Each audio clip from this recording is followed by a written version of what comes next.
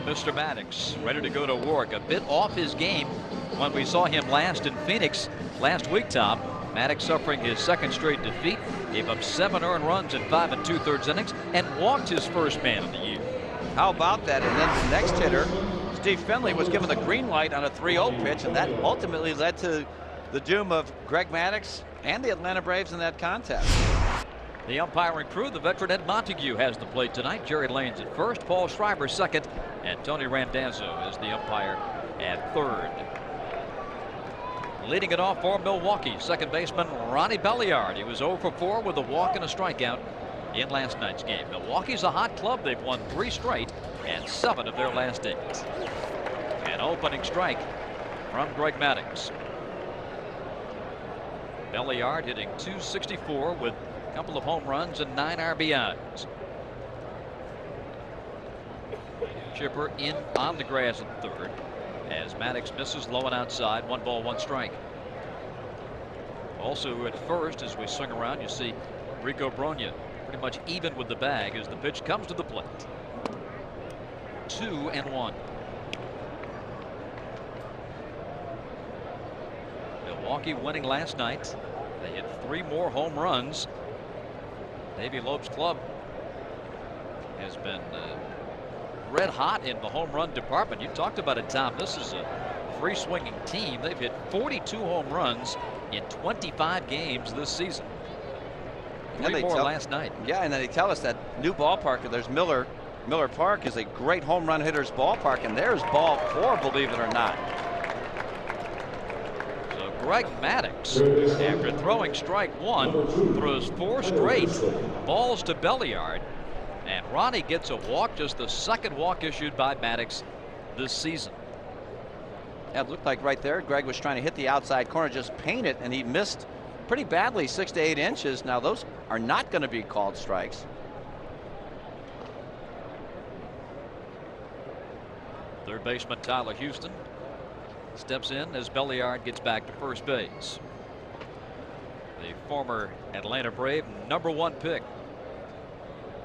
Houston known as a catcher as he was coming up in the Braves organization, but now playing mostly first and third. Running is Belliard. Yes! And got him. Wow! It's the one area of Maddux' game that's given him some difficulty holding runners on. The Brewers wanted to run immediately and did, but Belliard is gunned down by Baco. What a great job by Paul right here. He got a good pitch away, and he got rid of that ball in a heartbeat. Just an absolutely perfect throw right into the slide of Belliard, who's got good speed, although not good for his base stealing ability. Lockhart recovers and throws out Houston at first base. Well, you know, we saw in that last game, too, against Arizona, Bob Brenly put on the hit and run plays twice in that 1 inning, and it worked to perfection. They got 4 runs off Greg in that inning, and the reason they do it, you want your batters to swing the bat. You got to get a pitcher like Maddux early in the count. So if you put that runner in motion, you get the infielders moving around, you hit a ground ball, you got a chance for a base hit. And I think that's exactly what Davey Lopes was thinking right there. Devon White, the hitter. And he takes strike 1. Here's what Devo has done as a starter in 3 games this season. Overall, he's hitting .455. Came to the Brewers right at the start of spring training in that trade with the Dodgers that sent Marquise Grissom to Los Angeles. Well, looks like he's going to get some playing time. Jeff Jenkins, I understand, is not going to be available the rest of this series, and probably won't play till this weekend. 1 ball to 2 strikes. What was Jenkins? Was he like 21 for 30? I believe it was. Something incredibly hot. That's the hottest I've ever heard of anybody being, and he was hitting them long, he was hitting them short, everything was falling in for a hit. A lot of them were in the seats. 5 home runs in 2 games, Saturday and Sunday. That's good. Was the National League Player of the Week and then injured in a play in the outfield in last night's game. It's a first-degree sprain and contusion of the right shoulder. Thank you, doctor. And his status is day-to-day. Marcus Welby. Rafi with the throw, and Brogna digs it out of the dirt. Down go the Brewers. So the leadoff walk erased on a caught stealing. We go to the bottom of the first with the Braves coming to bat. And 25-year-old Paul Rigdon will be pitching tonight for the Brew Crew. 6'5", 240-pounder. He traded his wigwam for the Brew Crew. Came over in that trade with the Cleveland Indians for reliever Bobby Wickman along with Richie Sexton. He's a sinker slider pitcher. Watch your lips. His last start, he was cruising at a 9-1 lead, and he got hit in the face 20 stitches. And he didn't get the decision. That was going to be a no-brainer for him. And will not miss a start. Rigdon ready, and the pitch to Rafi is outside ball 1. The little fellow was 1 for 4 last night, hitting .245. The home run came opening day, a dozen RBIs. 2 balls and no strikes. I was talking with Merv Redmond before the ball game, and he was saying how important it is for those first 2 guys in the lineup to set the table for the other. I mean, dude, it's basic baseball too, but it's very important so Chipper can hit with runners on base. They can't go around him as easily. It just makes everything a whole lot easier for everybody else. These 2 guys are really keys. Ah! That's not good for him. You know, those big guys, sometimes they can take a while to unravel over there. And Rigdon is big, 6'5". Looks like a linebacker or a tight end, doesn't he? Whoa! 242 pounds, native of Jacksonville, Florida. It's a strike him there, 2-1. Rigdon pitched at the University of Florida. Great pitcher for the Gators, the 96th pitcher of the year in the SEC. The 2-1. Back to the screen. Tom, you mentioned getting on base, and so important for a leadoff man. For calls on base percentage at .285 for the season, and that needs to be around .400 to be a productive leadoff man. I don't think there's any question about that. But, you know, he is the key. He's the catalyst for this ball club. You know, you can say the numbers of Chipper Jones, but if Rafi doesn't get on base, Chipper can't drive him in, and everybody's going to suffer as a result. 2 balls and 2 strikes. This is an Atlanta team that has struggled offensively, particularly at home.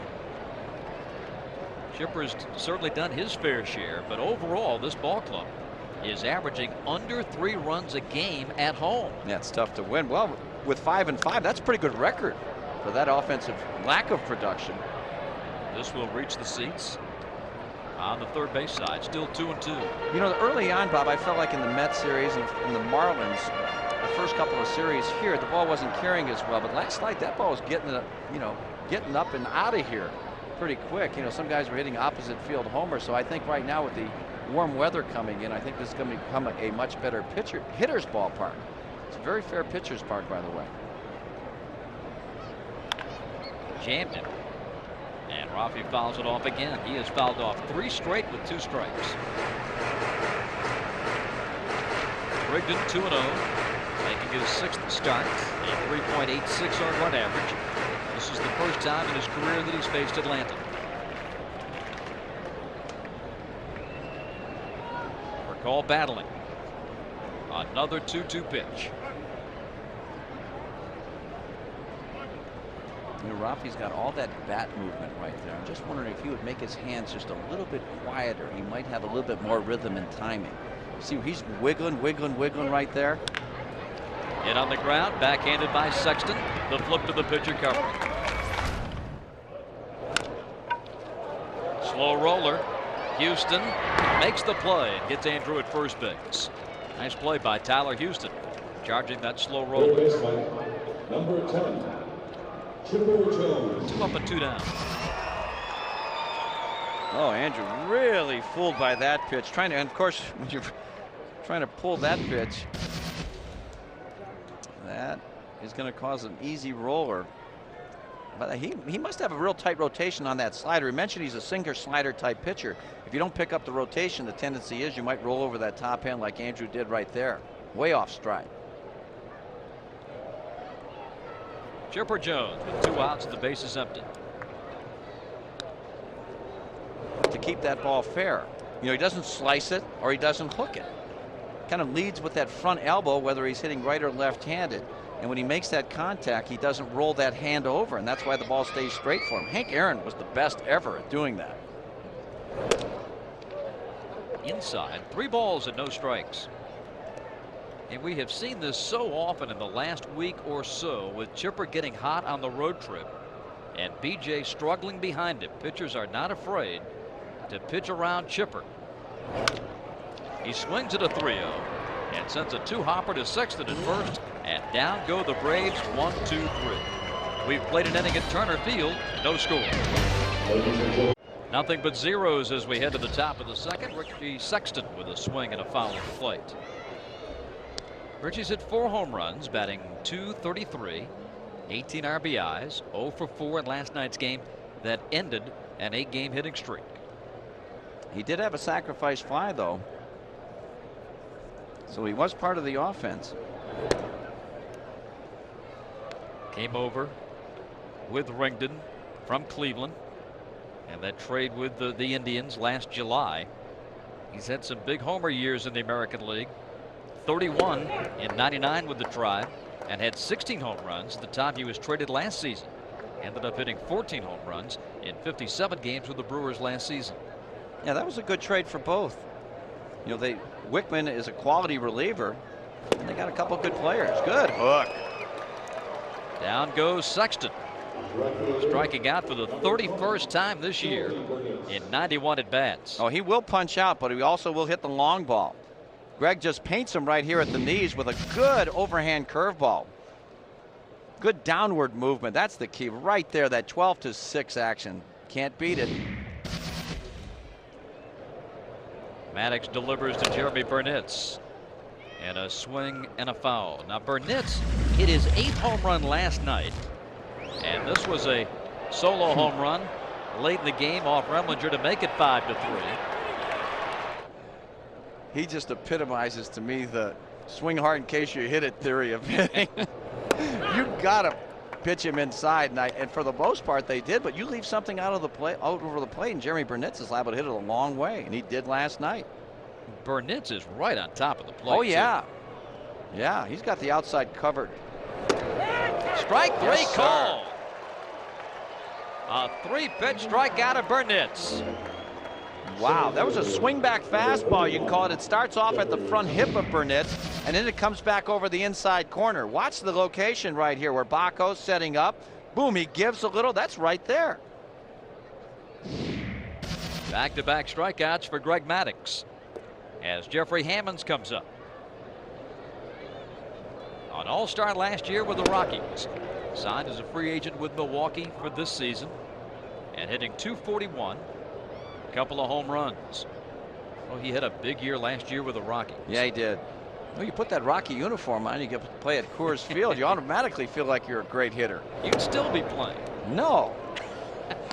Everyone but me. No, here's a guy who's a terrific athlete. Went to Stanford. Orioles loved him, #1 draft choice, but he couldn't stay healthy.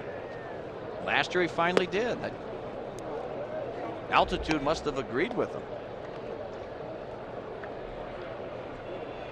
Batting with 2 outs, the base is empty. And you know, excuse me, Bob, the reason they really signed him is to protect Burnitz and Jenkins. They needed a right-handed bat to complement that left-handed dominant lineup. 3-1. Burnitz with a little drink of water before he goes back into the field. The 3-1. Toward the hole.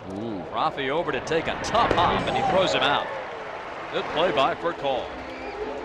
Here's BJ hitting in that cleanup spot, and that average at 179 reflects his year to date. This has been a problem area for Atlanta, settling on the guy to bat behind Chipper. Bobby Cox has tinkered with that lineup, had Chipper batting in the cleanup spot earlier this season. But the 2 main guys who have filled that role, Surhoff and Jordan, and neither has put up any numbers at all batting cleanup. Surhoff, we showed you what he's batting as a cleanup hitter, and Jordan, when he batted 4th this season, is .217. But the point you make, Tom, is such a good one. You've got to get Chipper some protection. Without a doubt. BJ, Speaking of protection, a drive to deep right. Burnitz to the track, to the wall, gone, and caught in the bullpen by Bobby Dews. I believe it's a home run for BJ. Surhoff with his 3rd home run, and the Braves take the 1-0 lead. Wow, he teed off on that one. That was 400 feet plus, and he has just been really having trouble getting the head of the bat out front. He certainly didn't fail in that attempt right now. Let's take another look at it. You see the pitch is, whoa, inner half, and BJ making that solid contact, getting it out front. I hope this is a sign of great things to come for Surhoff. That's probably the best swing he's taken since the season started. Jordan swings and fouls it back. Another look at the B.J. Surhoff swing. Well, B.J., like Furcal's got a lot of movement, but see where he made contact is way out in front here. And when you do that, you give yourself a chance. He's very strong. Well, that's got to be a great feeling for him. 0-1. Little check swing number. And the pitcher will make the play, Rigdon. We want to show you the end of the home run as the ball lands in the bullpen. Now there's bullpen coach Bobby Dews. Watch the guys in the pen scatter, but Dewsy stays right with them and makes the catch. Look at that. Isn't that fantastic? Look at those $1 million ball players. They're running. Lightenberg, take cover. Remlinger, right. He can't get out of the way fast enough. Well, that was a great camera work right there, guys. Nice going. It was. Bobby wanted that play. See, the other guys didn't want it. You gotta want it. That's right. Bobby's worn that Brave uniform, what, for about 87 years now. Rico Brogna with a swing and a miss. Here's another Brave looking to get back on the track. Rico started hot, but now 3 for his last 30, and he's dropped his average to 264.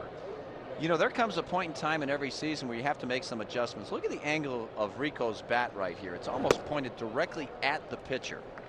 And it is very difficult. If you're a pitcher or you're the a scout, you got to punch. You got to keep firing that fastball inside when you see a guy wrap his bat. Watch the angle of his bat right here. See where it is right here? That's coming right over the top of his head. And he's got to loop it back around in order to make solid contact. And you just don't have enough time when you're dealing with 94, 95 mile an hour fastballs. And so Tom, that's exactly the point Chipper Jones was making with Dave Neal earlier tonight on the Dodge pregame show. Yeah, that's right. Well, Chipper's an all-star. He has been able to make that adjustment. He knows when things aren't going well. He feels like he's not getting the head of the bat out, and that was the reason, because of that loop that he created in his swing.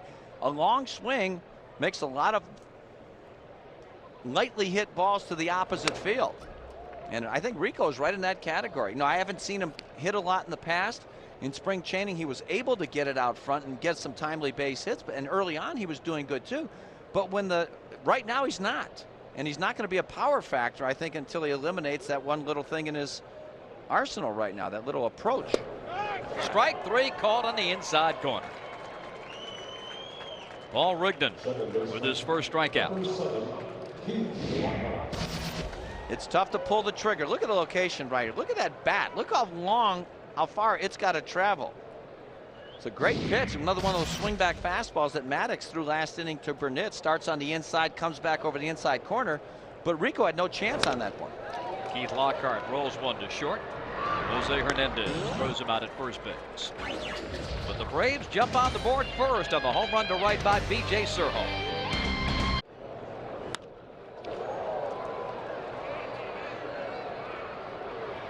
Here's Andrew Jones going back to take one in. Off the bat of Jose Hernandez. Oh, when you're talking about football and baseball combos, you're talking about one man and one man only, and that is Brian Jordan. Yeah, another guy doing pretty good is Deion Sanders. What a debut he made for Cincinnati last night. Boy, he had a rocket single on the first pitch he saw. Then he had a 3-run homer, and then he got a bunt single. And doing it 3 years away from the game. Isn't that amazing? Yeah. Well, Lemieux took 3 years off, didn't he? Here's a strike call. What was Mario, 4? 3.5, I believe it was. We're just hoping that Michael Jordan comes back. But, you know, Deion Sanders wait a is minute a now. superb athlete. I hope he does. Well, Mr. Basketball Man. If he plays in a Western Conference, I'll be all for it. I think the game needs him. You know what? I think baseball is going to get a shot in the arm from Deion Sanders, too, because he's that type of personality. He really lights up a room. Yes, he does. Strike 3 called to Blanco, and that's the third K for Greg Maddux. Wow. Boy, this has been the Maddux we know his last couple of innings. He walked Belliard to start the game, but since Belliard was thrown out stealing, Maddux has been right back to that pinpoint control. Yeah, he's made great pitches. with great movement too. But you know, we saw in his last start against Arizona, Bob, that he really didn't. His location was okay, but there wasn't any movement. That fastball wasn't nosediving as it got to home plate. And of course, we saw a very aggressive Diamondback team hit and run and take extra bases, and you know, hit a lot of ground balls on that concrete infield too. Pitcher Paul Rigdon, no doubt with a lot of family and friends here at the game tonight, making the trek up from Jacksonville, Florida, to watch Paul here in his debut game at Turner Field. The 1-1.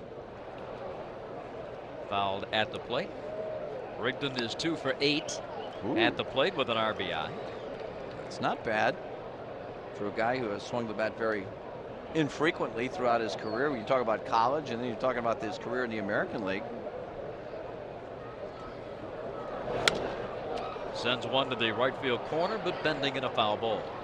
Tell you what, they got a lot of poundage in that trade, didn't they, when they got Richie Sexton and Rigdon? I bet you those guys could do a number on a spread after the game. Well, they got some guys to play some hoop in the offseason. Yes, they do. Big guys.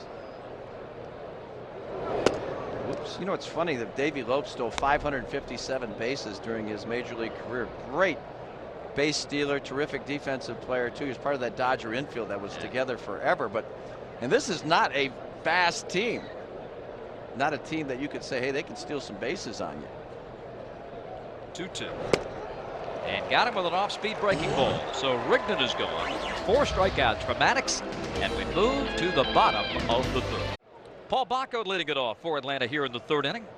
1 for 14 this year. And the pitch, a swing and a miss. Bacco, Maddux, and for call to bat in the Atlanta 3rd inning. Braves leading 1-0. If you're just joining us, B.J. Surhoff with a solo home run to right field to put Atlanta on the board. A little low, 1 ball and 1 strike. As we mentioned, the middle game of this series. Braves close it out with the Brewers tomorrow night. Ben Sheets, who pitched to the U.S. to the Olympic gold at Sydney, will pitch for Milwaukee, and John Burkett will go for the Braves. And here are the matchups for the Cardinal series this weekend. Kyle and Glavine Friday night. Ankiel and Odalis Perez Saturday. Andy Benes and Kevin Millwood Sunday afternoon. You know, the guy I'm looking forward to seeing that series is Albert Pujols. He could be Rookie of the Year and MVP in the National League this year, the way he's swinging the bat. And Bacco goes down on strikes. Second strikeout for Paul Rigdon, 1 away in the Atlanta 3rd inning. Right now, let's check in with the 3rd man of our team, Dave Neal. Thank you, Bob. And of course, yesterday was a big day for one Atlanta Brave who hadn't played this season, and that is John Smoltz, who took to the mound for the first time at Turner Field and threw some simulated batting practice, game situations. Said he went through his repertoire of pitches and had no arm problems at all yesterday. I just spoke with him moments ago, and he's going to head over to see Dr. James Andrews to get that elbow looked at one more time. And if things are going as planned, he could pitch as early as this weekend at AA Greenville, and he could actually make a return trip to Atlanta by the end of the month. Guys? Wow. Maddux safe, infield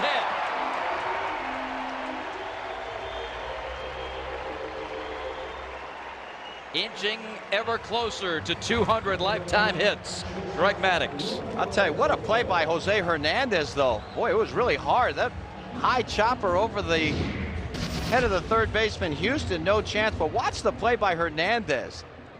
That's a 2-hopper right here in the hole. He fires this one off balance from left field. He got a lot on it, and Greg, who runs well, he got the front of the bag. If he doesn't touch the front of the bag, chances are he might be out right there. So Maddux aboard for Rafael Furcal as you check out the Sonic scores around Major League Baseball. Colorado jumps on the Phillies on a Todd Hollandsworth home run. Pitch inside, 1 ball and no strikes. This guy's got good movement on all of his pitches. He's going to get a lot of ground ball outs because of the sinkage he's got on his fastball. Also a good hard slider. Now here's a guy who does not have a curveball and won't throw it, which is smart because he'll take away from his slider. It'll turn into a slurve. Out to the second. 1. First base. Oh, and they double up for call. How about that? 4-6-3. Nicely done by the middle infield of Belliard and Hernandez. Belliard steps in. 0 for 4 in the series. Low and outside, ball 1. Maddux pitching at Turner Field for just the second time this season. His last appearance here was April 16th against the Marlins. No decision, won 8 that day. Gave up 5 hits and 1 unearned run, struck out 6.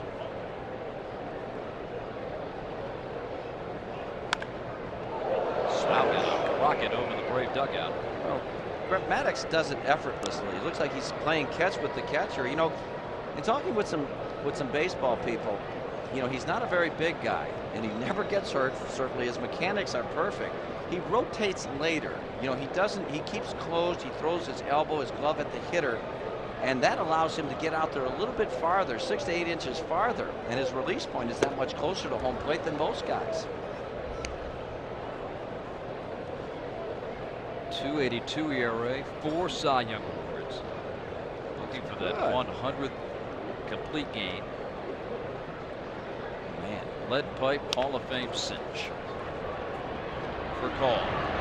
With the gun to get Belliard. One away in the 4th inning. That is a gun. I'll tell you what, I don't see anybody throwing any better than Rafael Belliard.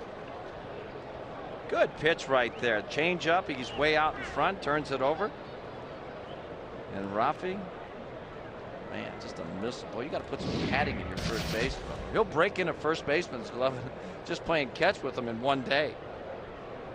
And Rico has the padding. There you go.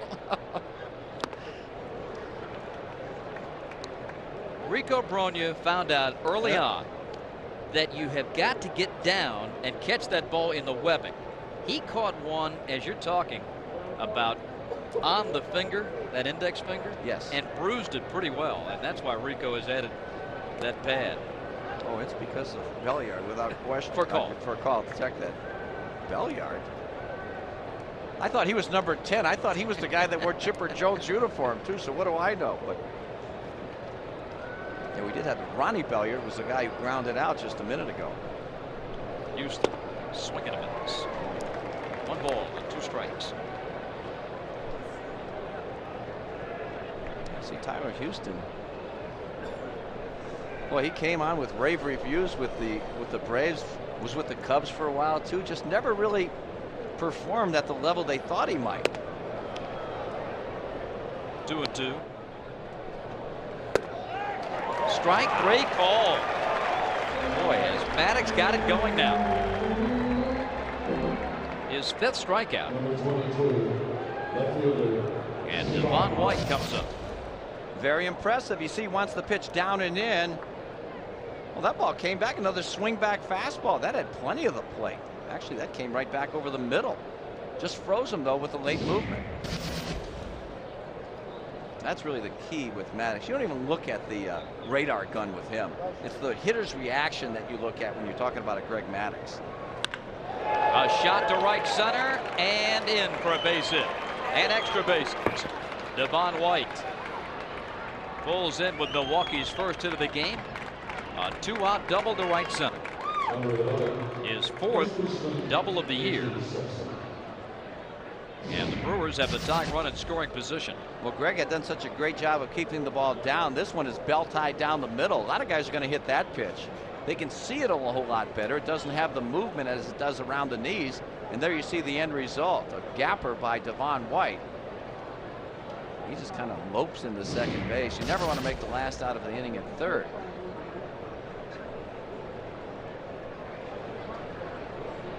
Richie Sexton struck out his first time.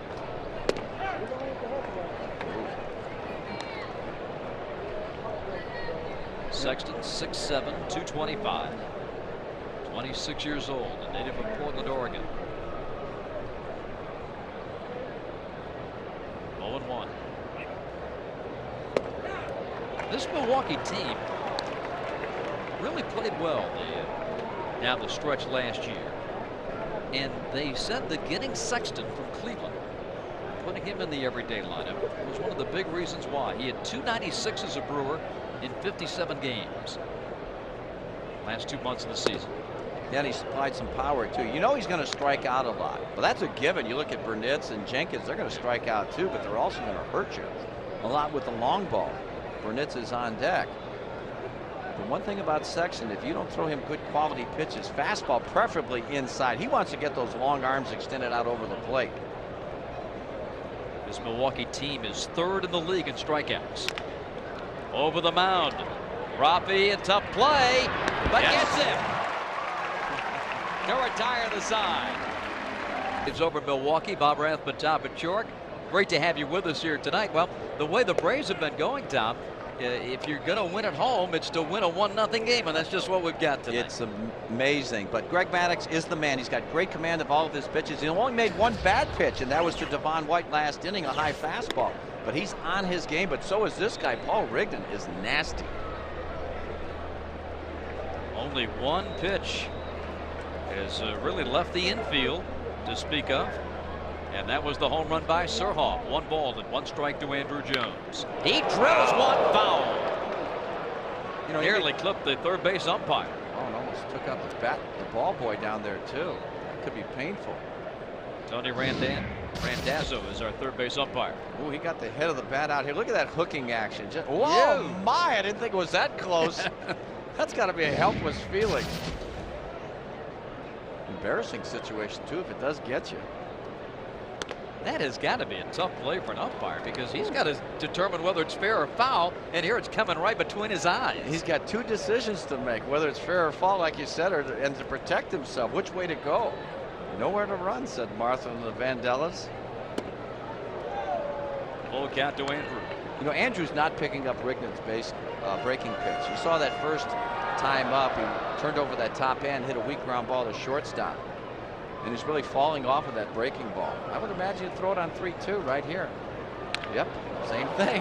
And will Andrew be able to get a hit out of it? Yes. He makes a great pitch, and Andrew's still reaching. Yeah. Well, he didn't hit it good enough to make it out right here. Not a good swing. Everything's flying out of there. Fanny, look at that. Look at that. Is not a good swing. Chipper will come up with Andrew at first base. Houston charged, but no play, and did the wise thing to hold on to the baseball. Chipper grounded to first on a 3-0 pitch in the first inning. Low and in, 1 ball, no strikes. It's amazing. Andrew did everything wrong on that swing. Everything was flying out of there. Hands, shoulders, hips, fanny. It was gone, except his hands just stayed back long enough to put a little bit of a move on that and get himself an infield single. It'll look like a line drive in the box. You're right, Milo. See, they'd have still thrown me out. See, that's the thing that angers me. Andrews. And you'd be digging. Andrew has very deceptive speed. You know, he stole 21 bases last year, and the way he covers the outfield is just tremendous. But truly gifted athlete, and a fast guy certainly is going to get a lot more infield singles than not. Tom, I came across an old scouting report that said you ran to first like you had a piano on your back. Very close. That can't be true. Yeah. He said if I raced a pregnant woman, I'd finish 3rd. Foul back. 1-2. Here's a classic swing by Andrew Jones. Don't try this at home. Watch this hip right here come flying out, then the shoulder, and then the head. Look at this. Everything is gone. Baby, look at the fanny. That's out of there, and he still gets a hit. How about that? 1 ball, 2 strikes. Slow motion doesn't lie, does it? No. And Chipper fouls one.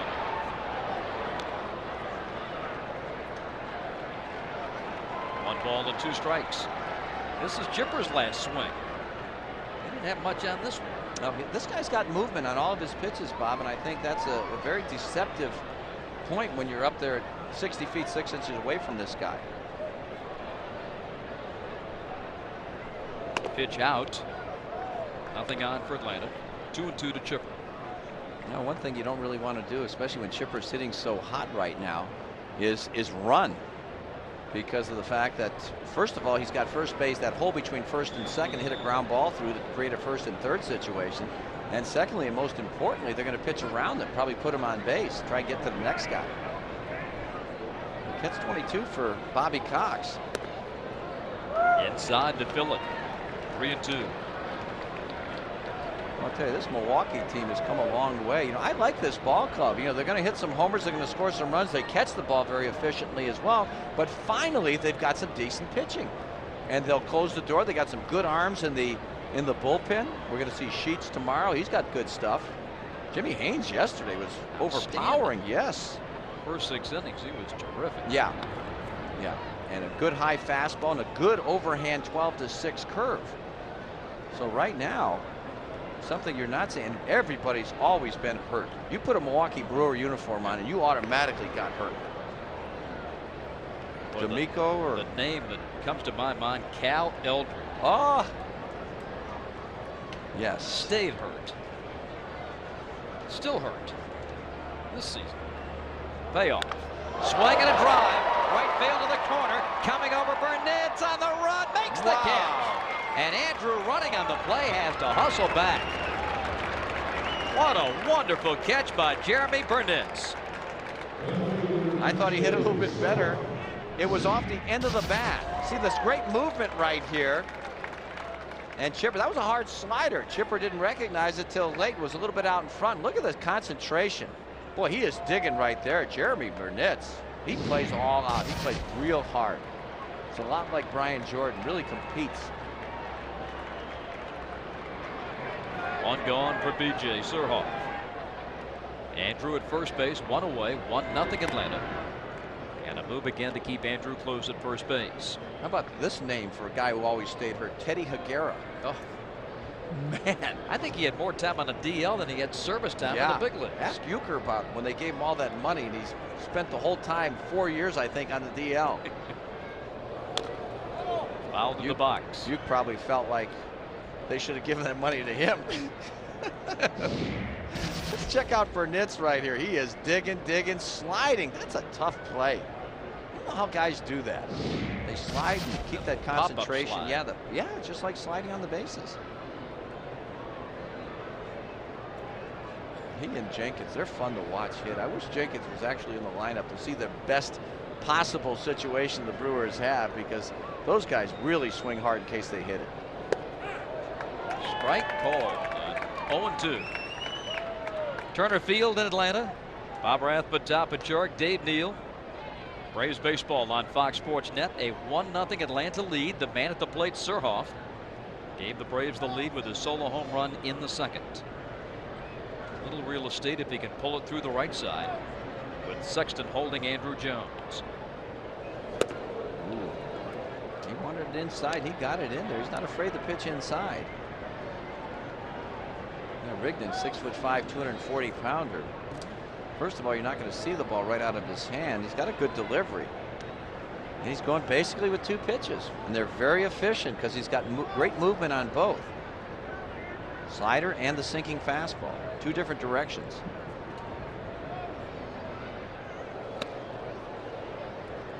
Two balls, 2 strikes. This Atlanta club starting the day at 12-15. 4 behind the Phillies. Atlanta has not been 4 games under 500 since May 30th of 1992. Wow. Jones running. Blanco's throw. Got it. Shortstop Hernandez over to cover. Boy, Blanco is one of the best in the game at throwing out base runners. Yeah, he is. I was asking Davey Lopes about Blanco before the game, and he said, yeah, he even threw better before until he hurt his shoulder last year. But this guy, just wicked against potential base thieves. Sinking fastball. Pretty good pitch to throw on. Boy, he got out of the chute in a hurry. There's no contest. Andrew caught stealing. 2 outs, bases empty, and the full count pitch misses to Surhoff.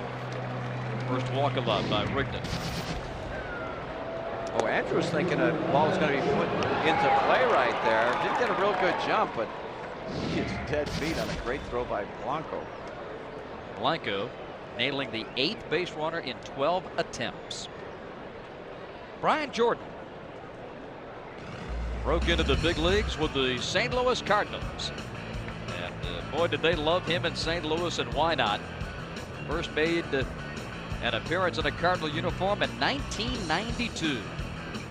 Had some terrific years, particularly in '96 when they faced the Braves in the NLCS. A high pop, Blanco, and the first baseman Sexton Jimmy will make the catch.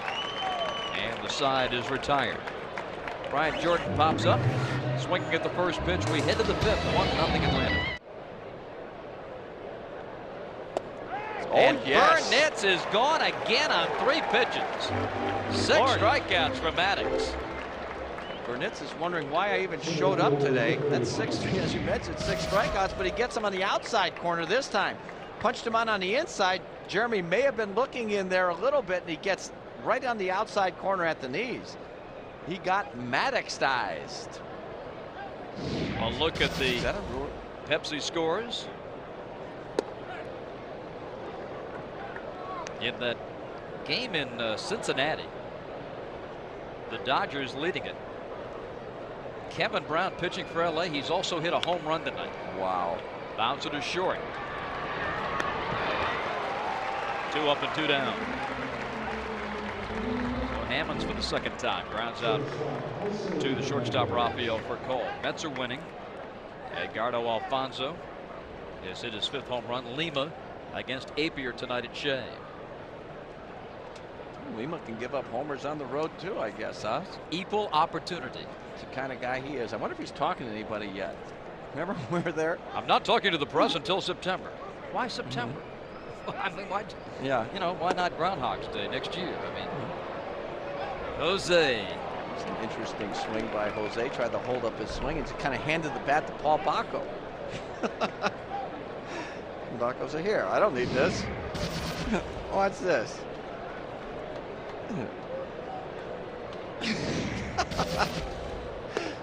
Throws it away. 2-0. I'm a little disappointed we're not going to see that new Miller ballpark, Bob, but no. I'm wondering if they're going to still have the sausage races, A, and 2, if Bernie the Brewer is still there with his Lederhosen, his little house. Bernie is back. Yes. That we know. Bernie is God. back. He's got a new chalet. I just thought that Bernie had a chance to be like an interior decorator or something, you know. 2 guys we love to see: Bernie the Brewer and General Admission down in Houston. Yes, yes. I always cheered for the Polish sausage in those sausage races, by the way. Hammered. Man. Surhoff over it quickly. Turning is Hernandez and holding with a single. Jose Hernandez. This guy has got some tremendous top hand. He's a high ball hitter, and you can see the way he gets to a ball. Watch his hands. They go from here, and they'll come up to this spot right here as the pitch is thrown, and he's able to get on top of the high pitch. Watch this right here. His hands are low. But watch when he loads up to get him up on top, and boy, he just fires the top hand at the ball. Nice camera work there, guys. That was a good shot. Got to keep the ball down. Camera guys and tape guys, I'll tell you what, those guys are good. It's a 1-1A entry. 1-1A. Good stuff. Henry Blanco at the plate, 0 for 1 tonight.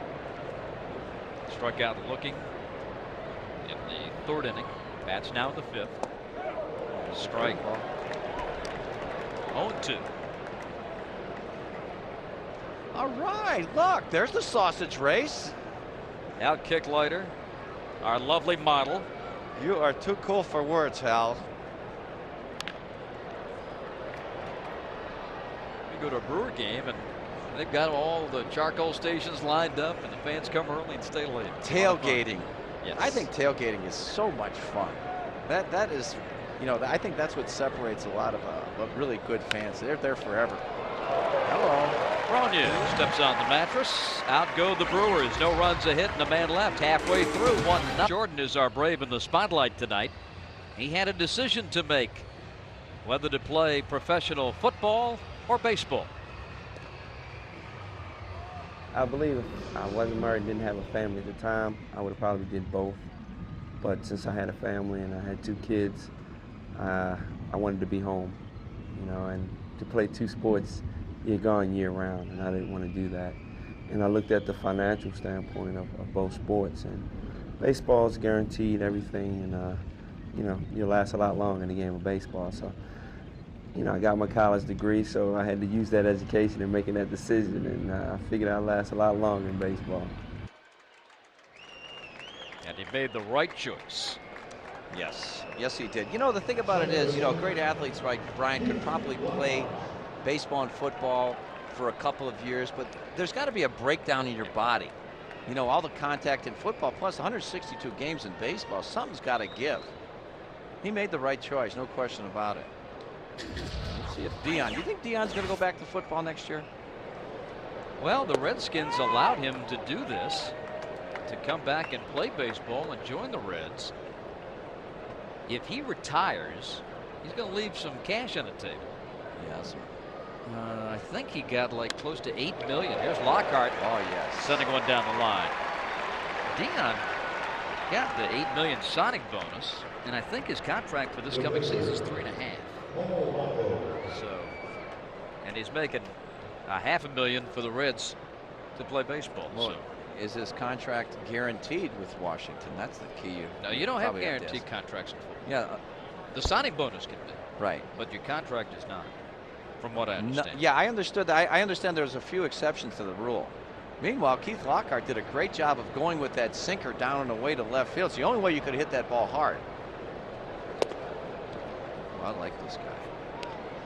I was talking to Jerry Royster, and Davey Lopes before the game about Paul Rigdon, as he said, this guy's got super movement, and boy, they haven't let me down. There's Jerry, former Brave, former teammate of mine. I was his teammate. I was also Davey Lopes' teammate. Came up in the Dodger organization. 2 good guys. 2-0. There's Davey. The pride of East Providence, Rhode Island. You got it. Yep. He's done a good job over here. He's got those guys really going out and playing hard. And that's all you can do. You know, if you're a manager, you get these guys out. You can't determine how they're going to do. But if they're busting their behinds, chances are good things are going to happen. Rigdon has fallen behind Baco 3-0. Oh, there's Davey. You know, he came along in the Dodger organization. He was our 4th outfielder in Spokane, Washington in 1970. Parlayed his career, was sort of turned him into a second baseman. Heck, he was an all-star 4 times. Great Won player. a Gold Glove. Yeah. There's a strike. 3-1. How about that infield they had for, what was it, 10 years? Oh, Garvey, Lopes, Russell, and Say. When they traded Davey to Oakland in '81 was when they first broke up that infield. Yeah, that had to be 8 or 9 years then. The longest running infield combination in baseball history. Yeah. Well, you couldn't do that. You couldn't even think about doing that today, could you? Couldn't pay him enough. No, not at that caliber of players that you're looking at there. Davey could hit the ball out of the ballpark. Plus, he stole 557 bases during his career. Hit a lot of leadoff homers. 9 years with the Dodgers. Yep. Here is one getting away. Wow. That was the home plate umpire's call. Whoa. Come on, Ed. Take charge out there. Baco comes back. Lockhart returns to first. Man. Ball getting away from Sexton, but just an inch or 2 foul. Lockhart running. Baco takes ball 4. Second walk allowed by Rigdon.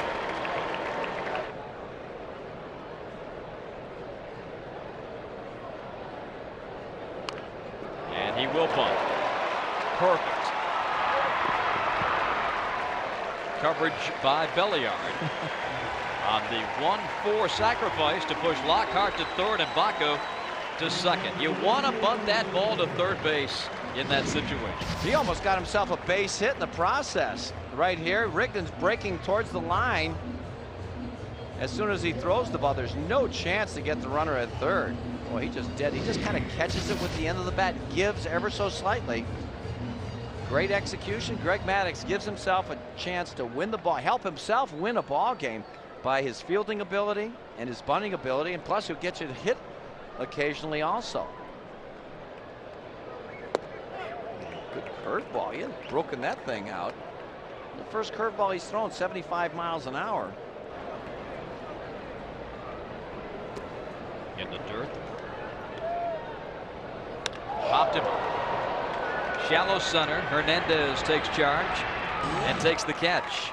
And that's it for Atlanta in the 5th inning. We're back at Turner Field. Paul Rigdon getting set to lead things off for Milwaukee. And Dave Neal, he turned out to be a very lucky young man last week.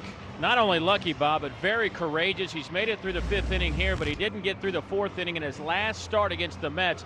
Ray Ordonez hit a little chopper back to the mound, and it went off, believe it or not, the upper lip of Paul Rigdon.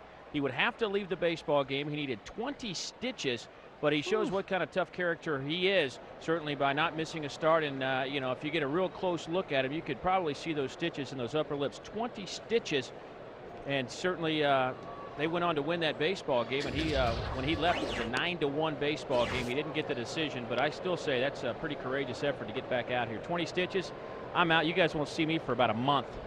Heck, you'd be in an intensive care unit, wouldn't you, doctor? Absolutely. Swing and a foul, 1 ball and 1 strike. Dr. Dave. You're right. Well, I'll tell you what, 20 stitches, that's tough. Tough for us to eat, wouldn't it? We might have to shed a couple pounds. That's not a bad idea for us full-figure guys. Greg Maddux throws out his opposite number. 1 up and 1 down. Belliard is next. We were talking earlier about Davey Lopes and what a fine job he has done in Milwaukee. Came across this note today. Since August the 1st of last year, the Milwaukee Brewers have a better record than the Atlanta Braves. Wow. The last 2 months of last season, April and a day here in May, Milwaukee is 43-38. And the Braves, over their last 84 games, have played 500 baseball. 42 wins, 42 defeats. Wow. Belliard thrown out by Lockhart. Nice play by Keith right there. That ball was hit very hard to his left.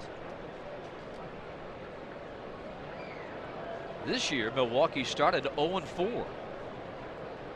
They come to the park tonight 14-11. They've won 14 of their last 21 games, 7 of their last 8. Swing and a miss by Tyler Houston. Great changeup right there. That ball just disappeared when it got to home plate. Greg Maddux can tie you up in knots up there. You look for the fastball, and this is what you get. Woo! Late movement. There it is again. Now, if he busts him inside, he might take his thumbnails with him. I can really set up hitters now, can't I? Why didn't I think of this stuff when I was playing? There it is. Right there. Inside on the hand. 7 strikeouts for Maddux. And the 1-0 lead is intact. Maddux with a 1-0 lead. A 2-hitter going after his 6 innings. 1 on Andrew Jones. Andrew with an infield hit his last time. About to the 3rd and 2 swings that we're not going to send to Cooperstown. You see a couple of more sliders. There's another one. Andrew doesn't like hitting off this guy. You can tell. I mean, some guys you just don't pick up the ball, and I'll guarantee you, you can ask him after the ball game. He's not seeing that slider. I'll throw him another one right here. High fastball just to set up the slider that he has had him way off balance on all night long.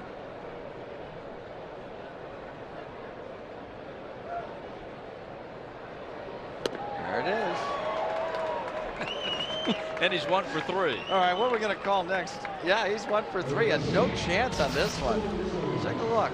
We saw the same swing when he got the hit. The fanny's flying, shoulders out, head's gone. And there go the hands.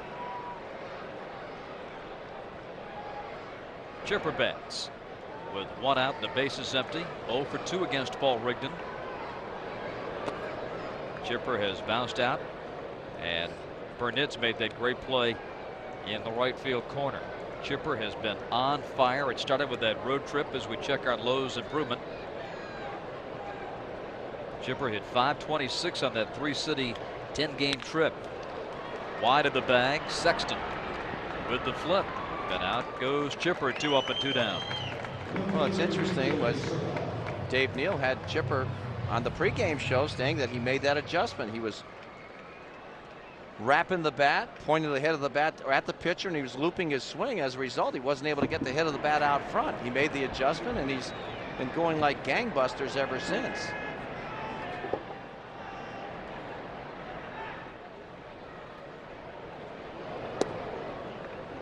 B.J. Surhoff takes ball 1.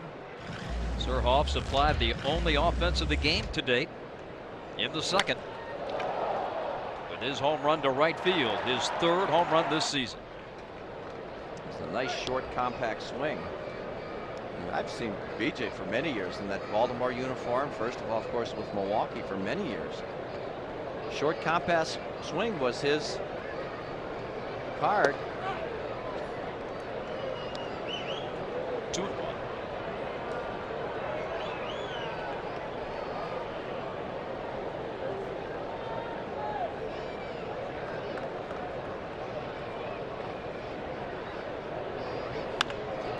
Toward the hole, backhanded by Hernandez. And he throws BJ out at first. Well, we've seen some great shortstop play tonight from Hernandez and Furcal to the 7th, a 1-0 game.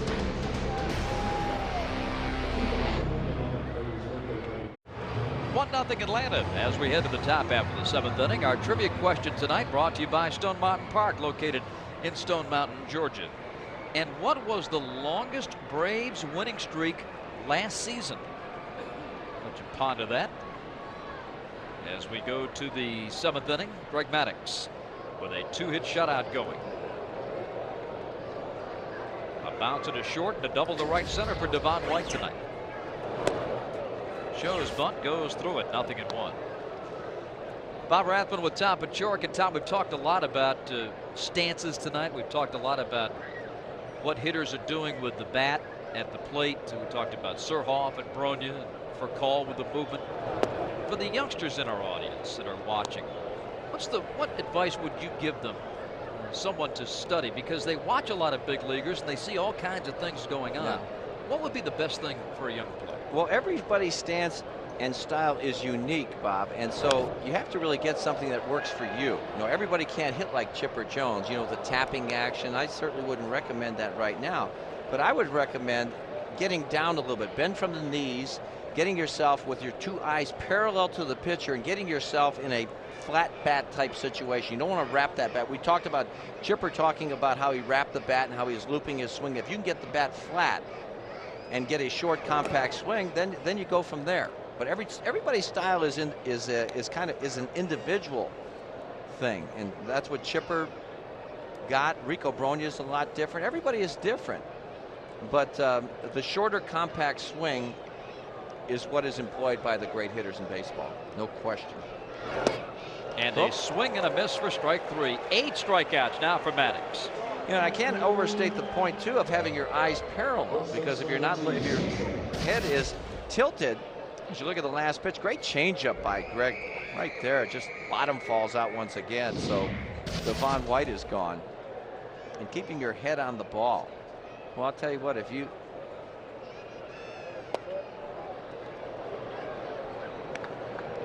Richie Sexton. Now, Devon White strikes out here, but this is what you're talking about. See the bat still. Yes. It's cocked. Yes. He's ready to swing. Isn't that what you're talking about? Yeah, the bat right there was wrapped. You know, Devon White strikes out a lot, and I think a lot has to do with that bat getting too close to his head, just being away from your shoulders, and almost, if you have to point it a little bit back towards the umpire or the catcher, then you can get to the area a little bit quicker. But ideally, you want your hand action to be up and back and staying on top of the zone. There's a bunch of different, there's so many different things you could say, but the two eyes parallel, getting your bat about even with your back shoulder and getting in a flat bat situation and loading up back and up. There's Rod Carew. He was good at that. I'll say. 328 career hitter, Hall of Famer. He was real good. Over 3,000 hits in his fantastic career. Yep. He could bunt. Down goes Sexton. Mr. Maddux continues to deal. That's his 9th K. And you know what? That was a high changeup. Watch it right here. It's not the location by any means, because that pitch was up, but it was the pitch speed. Look at that. 9 strikeouts in 7 2/3. We said there was a free swinging team. And maybe one of the reasons why Greg has been so successful against Milwaukee is because they will swing at a lot of pitches that are out of the zone, and he'll get ahead in the count naturally. Milwaukee with only 2 hits. A 4th inning double by Devon White and a 5th inning single by Hernandez. This one is fouled into play. Now Burnitz has a flashback to think about when he faces Maddux. This was last June, and it was the longest home run in Turner Field history, and he hit it off Greg Maddux. He killed it, didn't he? Boy, well, he swings way hard. Back in the pen. How far was it? Did he estimate the footage? The distance was 454 feet, my friend. Look out! And the bat goes sailing. Everybody's okay, and that's good news. And Jeremy, look at him. He doesn't even care about that bat because he throws so many of them up in the stands. He just kind of gives them away. Yesterday, he threw one down by the tarp. He kept it in play, though. And he got that one back. He can do some bat throwing.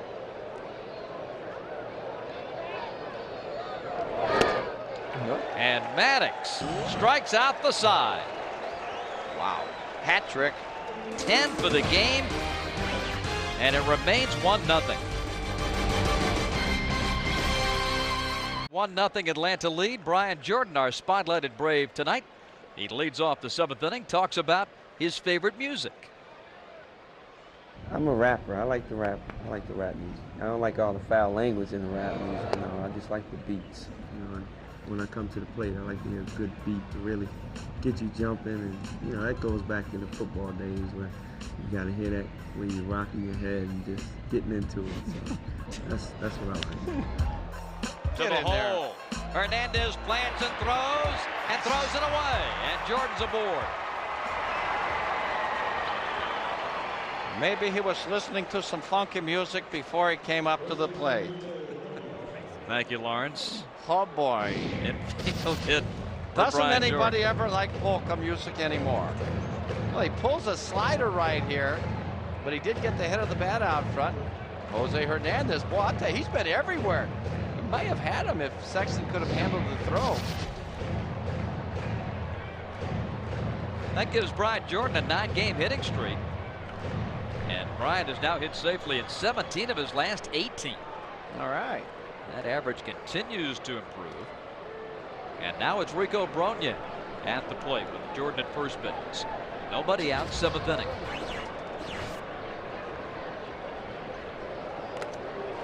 And the bunt is foul, 0-1.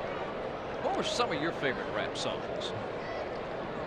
Played that funky music, White Boy. But that wasn't a rap, was it? I don't even know a rap song. I have no idea. Polkas are my specialty. Well, like the beer barrel polka they play in Milwaukee. Yes. A real toe tap. Oh boy. Myron Florin. Bobby and Sissy.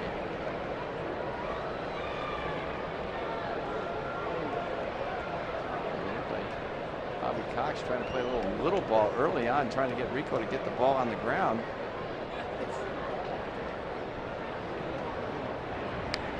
A move to first to get Jordan back.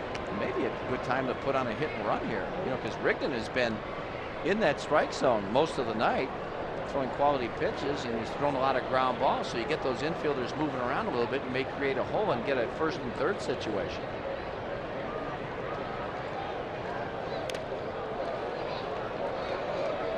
One ball and 2 strikes.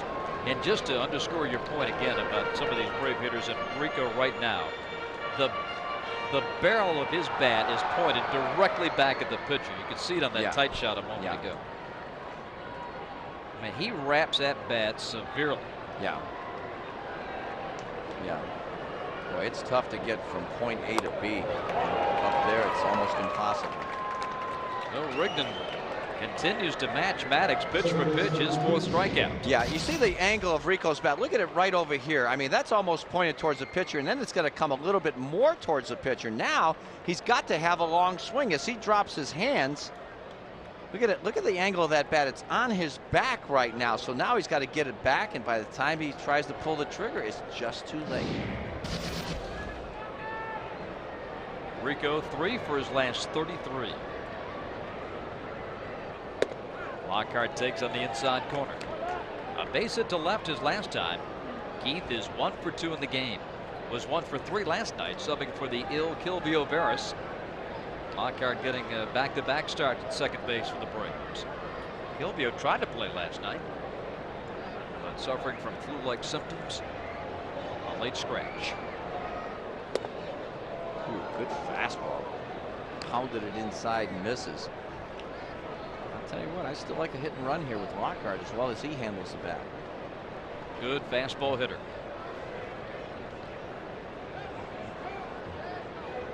Really take your hat off to a guy like Keith, who labored in the minor leagues for so long. He was a real good player for Kansas City there, and the Braves made that trade. Didn't make the big leagues till he was 30 years old. That's right, he was 30 years old with Kansas City. There's Andrew Dye went over there, and who'd have thunk that Andrew was going to become the Jermaine Dye. Jermaine Dye. I'm sorry, I played with a guy years ago named Andrew Dye, but Jermaine Dye, what a player he's turned out to be. One of the truly great arms in baseball. I mean, this guy can really throw and hit. Yeah, he's good. Good all-around, great all-around player, as a matter of fact. 1-1 coming to Lockhart, and fouled into the seats, right behind the on-deck circle.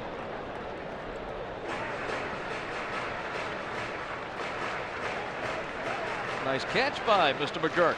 Terry McGurk made that play? Yes, he did. Good hands, Terry. Has Terry been dyeing his hair white lately? I think we go to the same hairstylist.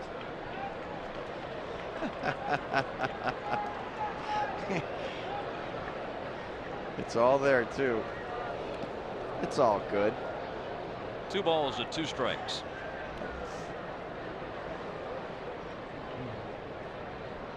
Yeah, we were talking earlier about the Cardinals coming into town after the Brewers. I am really excited about seeing this Albert Pujols. And I'm telling you what, every time I see him hit on television, I just think that this guy's an up-and-coming superstar. 21 years old. We saw him in spring training that one game. Hit a pinch hit homer the time that we saw him. And boy, I'll tell you what, he hasn't let up since. He's got a chance. I tell one of the scouts, Moose Stubing, says he reminds him of a young Orlando Cepeda.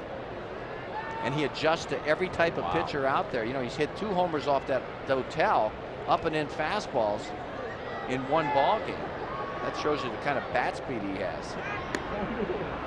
Pujols is batting .365. That's good. And his teammate Jim Edmonds is now up to .411. Oh my goodness. And they're doing damage without Mr. McGuire. Right. Who remains injured. Whoa! Fouled and hit it hard into the club level. But Lockhart yanking it foul. Still 2 balls and a strike. He creamed that one. Of course, when you come inside like Rigdon did right there, if you hit it hard, it's going to generally be foul. Like, pitching inside is so important. You can grab a strike. If is the worst thing that can happen to you if you go in there. And a swing and a miss. Boy, Rigdon has been impressive. Very impressive. 5th strikeout. That was a curveball. All of a sudden he's broken out a curveball here that's going straight down. Staying on top of it very nicely. Brave hitters have not been able to pick up the rotation on any of his pitches. Looked like at the knuckle curve, like a Don Sutton, digging that knuckle into the ball and having that for a grip and leverage. There's Don. He could pitch, Hall of Famer. Working Braves radio tonight with Skip Carey. Here's the pitch, and it's outside to Baco. 1 ball and no strikes. Our Stone Mountain Park trivia question tonight. How long was the longest Braves winning streak last season? 15 games. Yeah. And it was on this date, May 2nd last year. They got it to 15. Beat the Dodgers in LA 5-3. Boy, it's tough to win 15 games in a row. It's tough to win a series. Yes, it is. When you win a series, when you win 2 out of 3 now, you say, hey, we did good. We did real good. And then if you sweep a series, boy, you did tremendously well. And to extend that thing to 15 games, the way the competitive level is right now, with everybody having, pretty much, par talent, it's a very tough thing to do. But 15 in a row is really terrific. Is that the one thing that has struck you about the way the season has gone so far in the National League? Is the parity across the board? I mean, nobody really stands out yet. Nobody has really collapsed either. That's right. Nobody's stinking up the joint. Yeah, like you see Oakland. We were talking before the game. They're almost mathematically eliminated. They're 12 games back of Seattle. Of course, they're not gone. They've got a lot of talent there. It's just kind of like everybody in the National League just kind of hanging out, playing good for a couple of days and then bad for the next couple. Ooh, swinging a foul. 2-2. That's one of the better records in the National League. 15-10, if not, it is the best record. They're tied with the Cubs at 15-10. Of course, Cincinnati and Deion Sanders and Bob Boone is also at 15-10, and that's it. Then you look at the American League. There's been some teams dominated: Boston, Toronto, Minnesota, and Seattle, to name those. Down goes Baco. Down go the Braves. We head to the 8th. 1-0.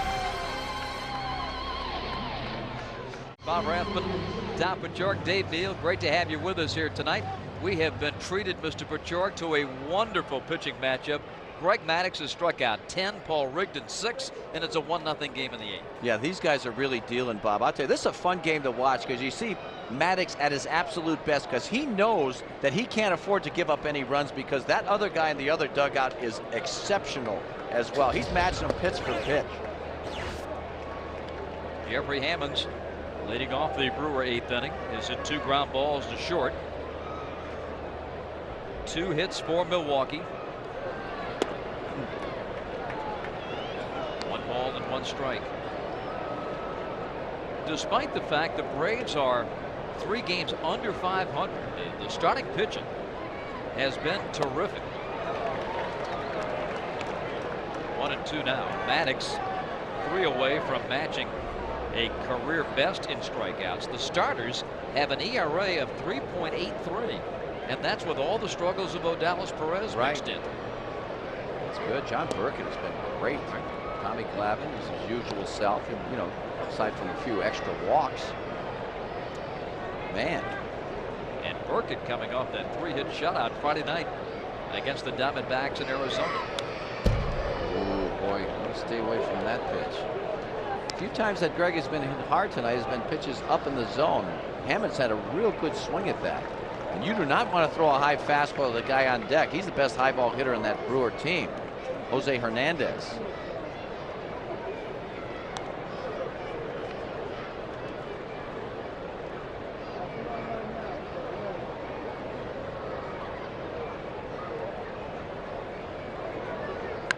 Here's a swing and a foul ball at third base. Still 2-2. Maddux pitching into the 8th. And for Greg, this matches his longest outing. He pitched 8 innings against the Marlins on April 16th. Swing and a miss, strike 3. 5 in a row for Maddux and 11 for the game. There's that wicked changeup. Well, the bottom just falls out on this one. Look at it. He holds it in the back of his hand. He throws it just like a fastball. You think it's a fastball until it gets there, and see ya. Man, what a night for Greg Maddux. Well, we got the BC scores up there. The Brewers could use a powder. Boy, I guess. Going against Maddux.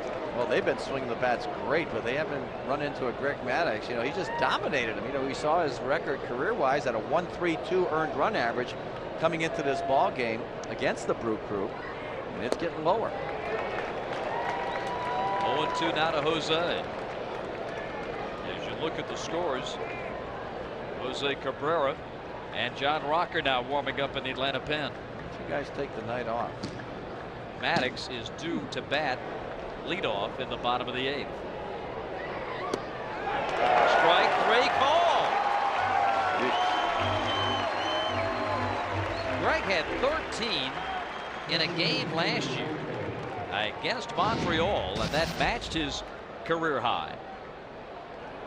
Let's see. Well, Look at the movement. Yeah, late movement, right. I thought initially that pitch was outside, but on the replay, it did come back. The swing back fastball, this catches the outside corner. 6 straight strikeouts for Maddux will be broken here on this pop-up. Right in front of the mound, Rico Brogna. And down go the Brewers in the 8th. Greg Maddux. Sensational.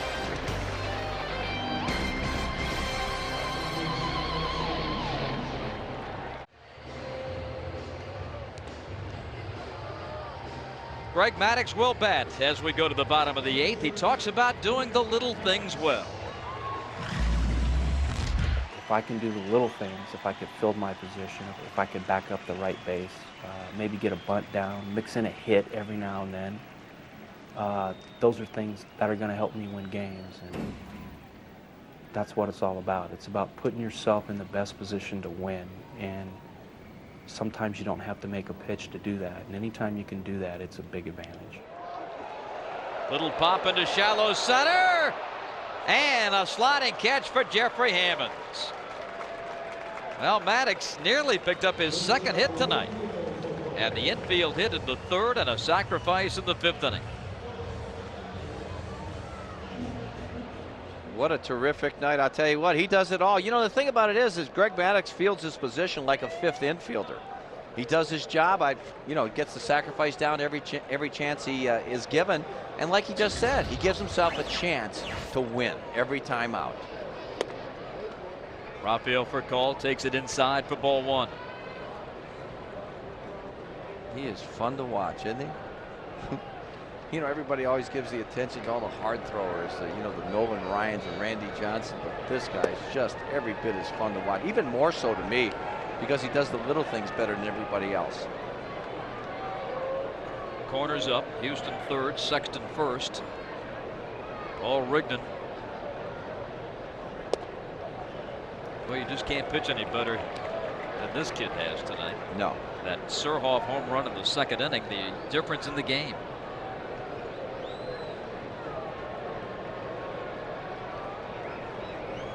Whoa.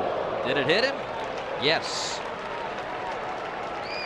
He popped that one in there. Now they're saying ball 4. Yeah. It was a 3-0 pitch. I was just waiting for the call from Ed Montague. Sometimes that ball would graze the shirt. 3rd walk by Rignan. And Andrew Jones. Andrew is 1 for 3 and has had 3 of the worst swings of the season. Yeah. He's had about 6 of the worst swings. Let's see if Rafi's in motion here. Can I get something going? Get another run. An opening strike, 0-1.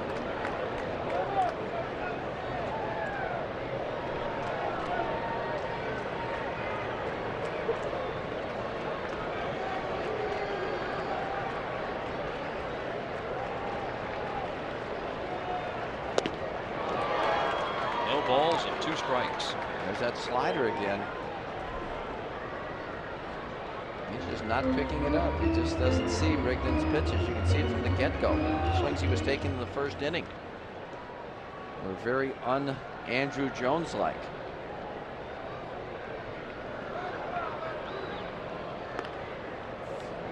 Move to get Rafi back. Call stole 40 bases last season. He has 3 this year in 6 attempts.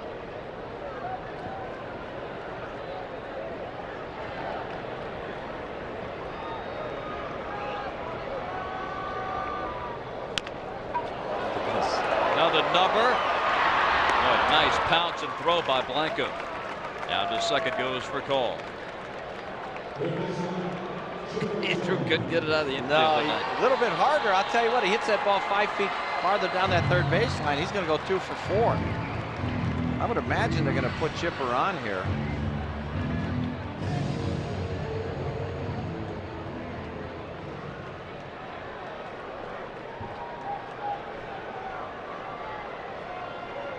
And it looks like they may go to the bullpen. Instead, Davey Lopes coming out and makes the signal to the bullpen. For Call at second base with 2 outs.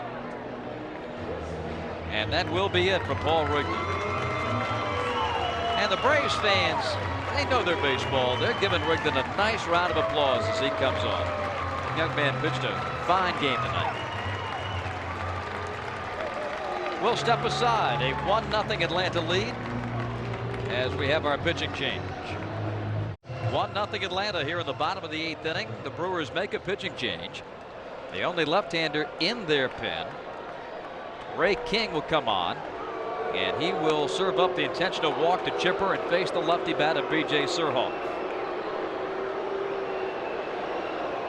So the intentional walk. And I like this move by Davey Lopes. You can say, well, if you're going to put the guy on, what the other pitcher doing? Aha. Oh, there's some strategy involved here. Absolutely, because if they decide to pinch hit for Surhoff, now Davey Lopes can make a move and bring in a right-handed pitcher to throw to a right-handed hitter. Exactly. So the intentional walk. You can change pinch hitters anytime you want, but the pitcher must face at least one man when he comes in. Yes, sir. Ray King, one of us, former Brave farmhand, right, and a full-figure guy. B.J. Surhoff getting ready to bat against King. We take you back to the second inning. And our Advance Auto Parts best play of the game. It is the only run of this contest. Bobby Dews made the great catch of the B.J. home run in the bullpen. And 1-0 is our score. First and second for the Braves. 2 outs. And Surhoff against King. He's got a slider, pretty effective against left-handed hitters.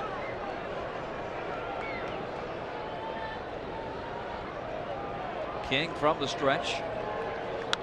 And a bounce into the hole. Hernandez cuts and throws and gets the force at second. Nice play again by Jose Hernandez. Forces Chipper, and it remains a 1-run game as we go to the 9th inning at Turner Field.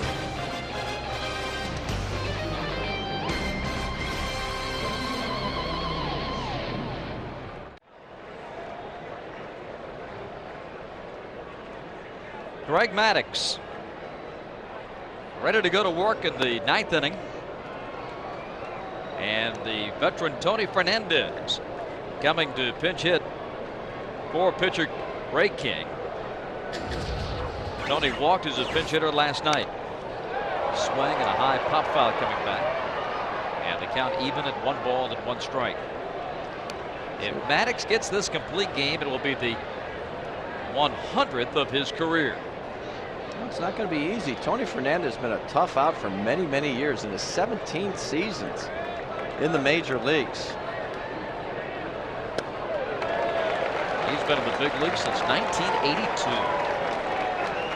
1 ball and 2 strikes. Well, he was a master of that underhand flip from the shortstop spot, wasn't he?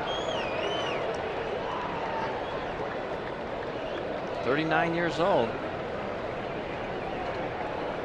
Yes, sir. Got him. And Maddux equals his career record, his career high for strikeouts in a game with 13. Third time he's done it in his career. And he does it by painting the outside corner once again. There's Baco's target, and he hit it. Well, that had a lot of the plate right there. You know, I don't think Ed Montague has been liberal with that strike zone either. He's just been calling this as he sees them. Doing a good job. 11 straight retired by Maddux. Leadoff man Belliard takes ball 1. And of the last 11 that Maddux has retired, 7 by strikeout. Yeah. He's getting better. I think he could pitch about 15 innings, doesn't he, with that nice easy delivery? 2 balls and no strikes.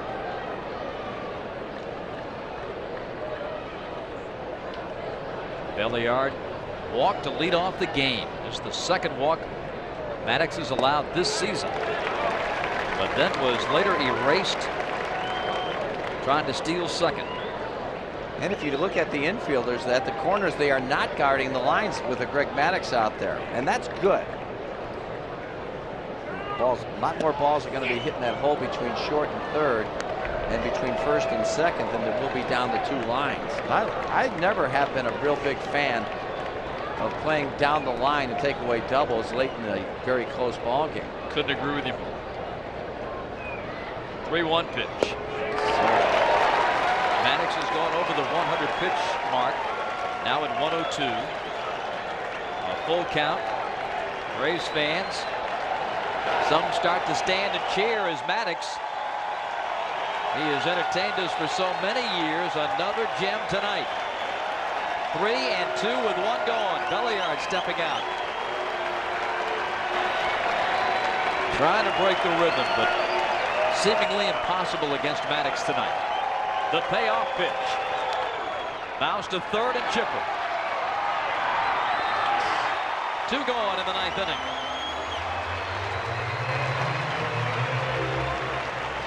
Atlanta tried to win by a 1-0 score for the second time this year. They had lost a 1-0 game in 10 against the Mets. The 1-0 victory was here April the 18th against the Marlins. Glavine got the win that night. Here is a swing and a miss by Houston. 0-1. Well, the last time Houston was up there, he threw him 2 consecutive changeups, and they busted him inside with a fastball for a called third strike. Once again, he starts with a changeup here. 0-2, 0-1 to Tyler. Nearly hit it.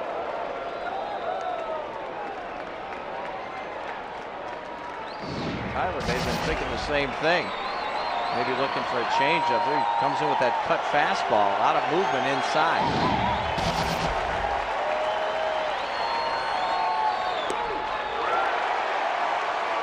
A ball and 2 strikes. Maddux a strike away from his first shutout this year and the 32nd of his career.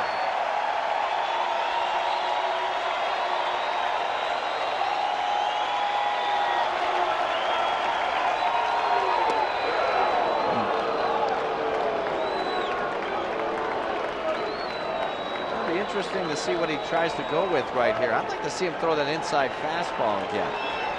Started at his hip and try and swing back over the inside corner.